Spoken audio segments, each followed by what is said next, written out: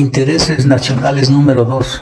El interés nacional debe definirse de forma genérica, como la defensa y promoción de objetivos naturales y esenciales de un Estado en el área política, económica, social y cultural. El interés nacional, a juicio del analista, sería garantizar la supervivencia, seguridad del propio Estado y la defensa de su población, que se difunden en este video, con temas de palpitante actualidad y de coyuntura con el criterio y responsabilidad del doctor Manuel Pozo Zumárraga. El diálogo gobierno-CONAIE agrava la crisis del Ecuador. La pesadilla que desvelaba al presidente ecuatoriano Guillermo Lasso se materializó pocos días después de las evaluaciones del primer año de su administración y se mantiene en crisis hasta el cierre de este video, el 25 de diciembre del 2022. En mi opinión, el riesgo de un nuevo estallido popular similar al de octubre del 2019, tiene su antecedente en el alza del precio de los combustibles que había pasado desapercibido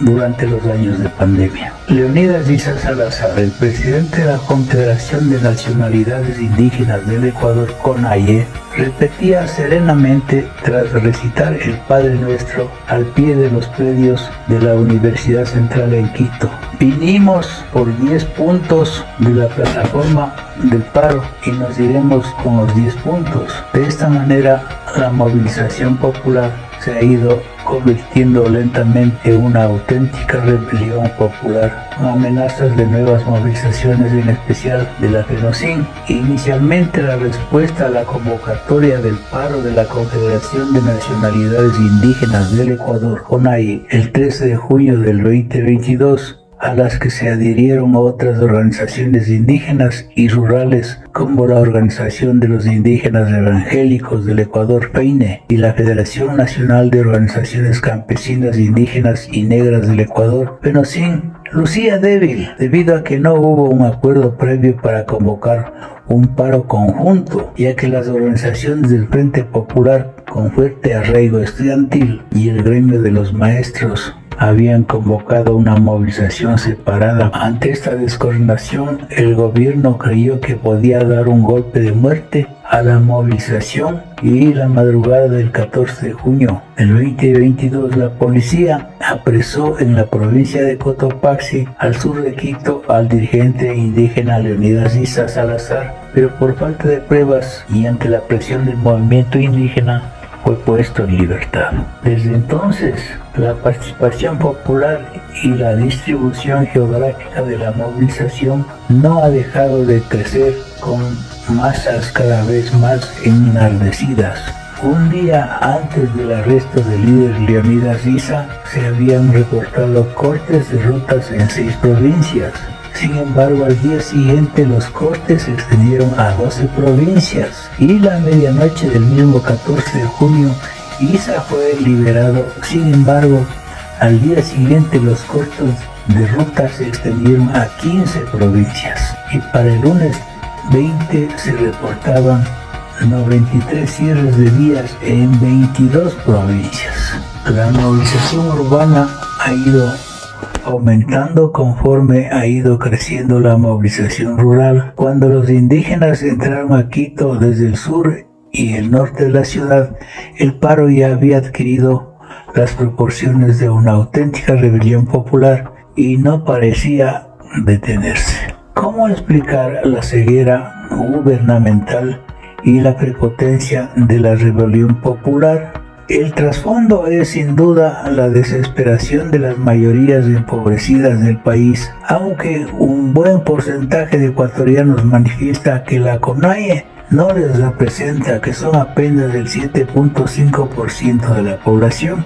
En mi opinión, este gobierno, constituido por empresarios y por élites blanco-mestizas alojadas en barrios exclusivos y que socializa básicamente entre grupos privilegiados, no ha reaccionado ante la frustración popular tras 2 años de la catástrofe económica y social provocada por la pandemia y agravada por la inseguridad ciudadana y el nulo control de la delincuencia común y de cuello blanco que tiene atemorizado al país y que se quiere recomponer con una consulta popular inconsulta, e inducida, donde los anexos de las preguntas son el verdadero trasfondo de la consulta.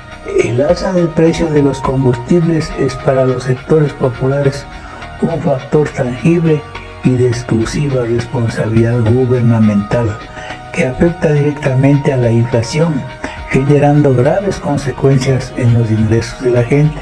Pero los economistas ortodoxos y los funcionarios del gobierno, centrados y cegados por el impacto fiscal del costo del combustible, solo se preocupan del pago de la deuda externa a cualquier costo, olvidando el efecto sobre la inflación que causa los subsidios a los combustibles, que también causan efectos colaterales o vinculados con el encarecimiento de la producción nacional, sobre la pérdida de competitividad de las exportaciones de un país dolarizado y sobre el aumento de las importaciones que se vuelven más baratas y naturalmente por el nulo control de precios. Por ello, la primera demanda y sin duda la más importante de esta rebelión popular es justamente aquella que el gobierno se niega a considerar: la reducción del precio de los combustibles. No su congelamiento, que el gobierno ya hizo ante otro levantamiento en octubre del 2021, sino la reducción de su precio. En conclusión, de las 10 demandas del paro, la rebaja del precio de los combustibles es la única que podría calmar en parte los ánimos de un pueblo empobrecido e indignado, con un gobierno indolente cuyo diálogo gobierno con AIE tiene más dudas que certezas, porque a mi juicio algunos pedidos son inviables, como por ejemplo las exigencias de la FENOCIN de la condonación de préstamos de la banca pública de hasta $10,000, incluida la condonación de créditos vencidos con el MIES, que no tiene asidero financiero ilegal porque se estaría cayendo en la figura o delito penal de dolo y creando más desigualdades de los ecuatorianos prohibido por nuestra Constitución.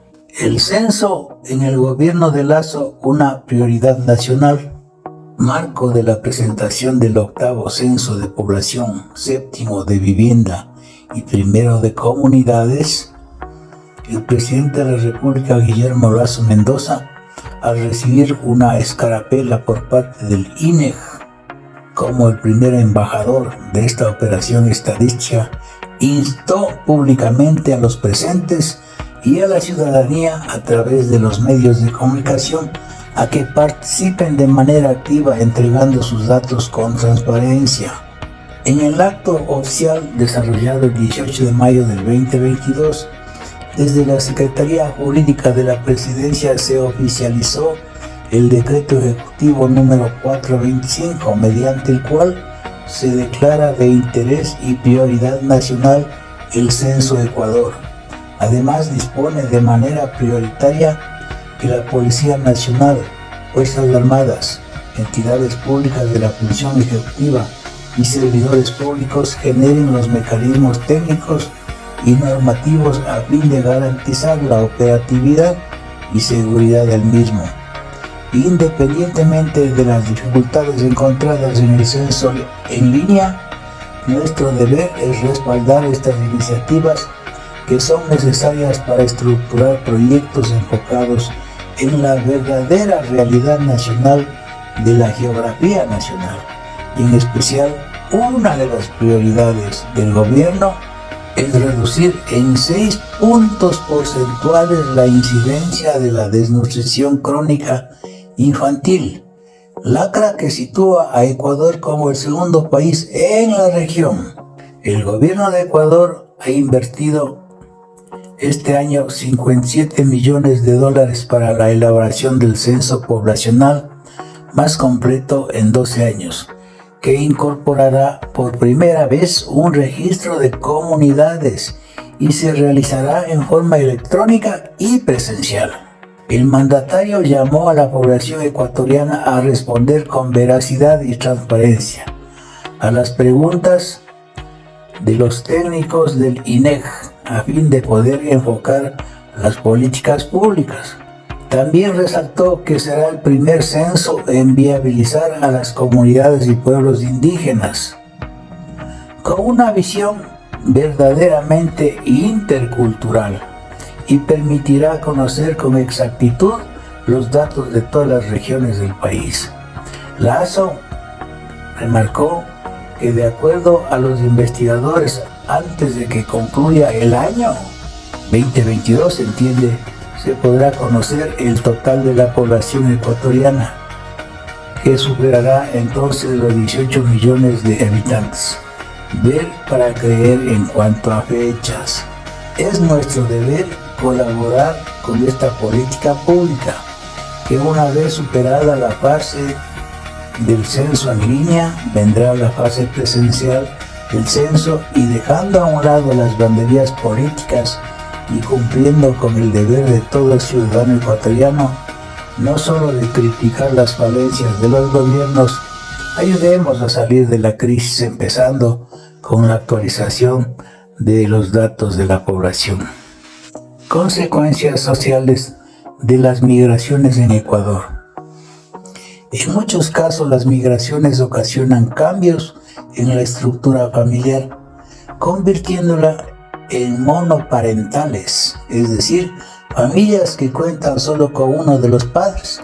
Las familias buscan una estrategia familiar de movilidad que define plazos y establece roles para los que se quedan y los que se van. En buena parte de los casos, los hijos e hijas quedan a cargo de los abuelos y otros parientes, lo cual tiene efecto en la cotidianidad y las relaciones familiares en espera de la reunificación familiar. Los hijos sienten el abandono y tratan de llenar el vacío con los vicios de la sociedad, como drogas, alcohol, pandillas, y en algunos casos, desde temprana edad se unen al crimen organizado, etcétera, etcétera. A nivel de la economía general del país, las remesas enviadas por los migrantes conforman un rubro importante en las divisas que ayudan a sostener la dolarización y la subsistencia de gran cantidad de familias con sus ingresos. Entre los efectos negativos tenemos la pérdida de mano de obra. El impacto económico de la migración más bien se ha evaluado negativamente a nivel local. Se habla del despilfarro, de gastar por gastar, de que sus inversiones no generan empleo ni nada que sea aprovechable.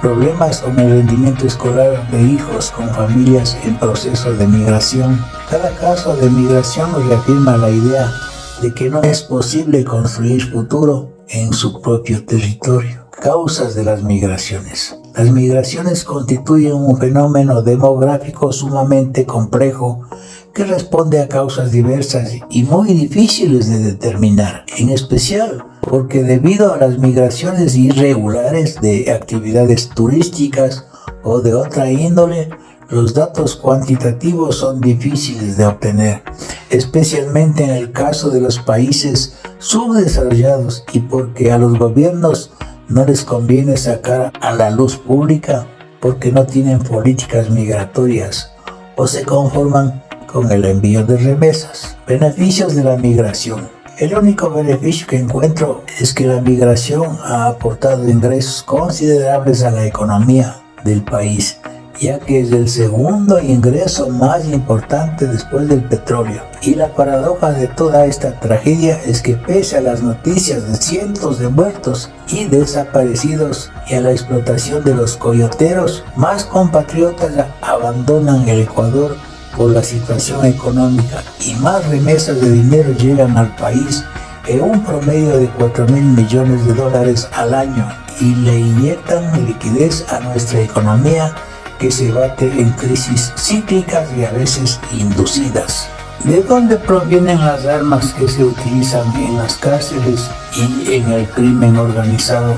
Vistazo nos revela cómo las agrupaciones del crimen organizado logran acopiar armamento muy sofisticado. Por 80 pasos irregulares desde la frontera norte llega la cocaína y por la frontera sur el armamento. 3 bandas controlan el narcotráfico de armas, municiones y explosivos en la frontera con el Perú.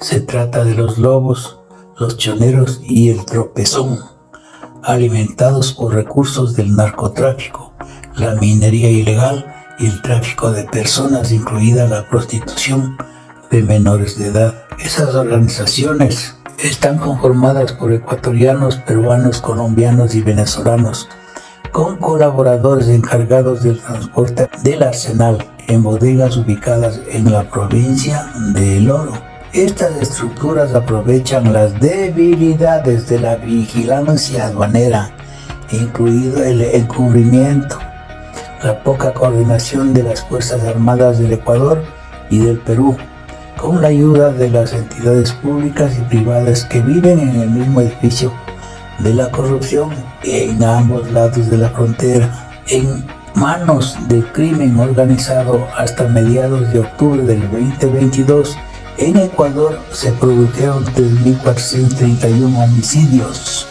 internacionales, 3.075 con armas de fuego. En Guayaquil se produjeron 1.283 casos. Con armas blancas se produjeron 388 crímenes. Entre los esfuerzos de los gobiernos para el control del armamento, se firmó un acuerdo para rastrear armas de fuego entre la Dirección de Alcohol, Tabaco, Armas de Fuego y Explosivos del Gobierno de Estados Unidos y el Ministerio del Interior, siendo a nuestro juicio medidas tibias, temporarias y aisladas, mientras no se dicten verdaderas políticas públicas integrales que combatan este flagelo que está cambiando el rumbo de nuestra historia, que derrumban y ponen gobiernos títeres para atemorizar a la región latina. Soy Manuel Pozo Zumárraga, muchas gracias.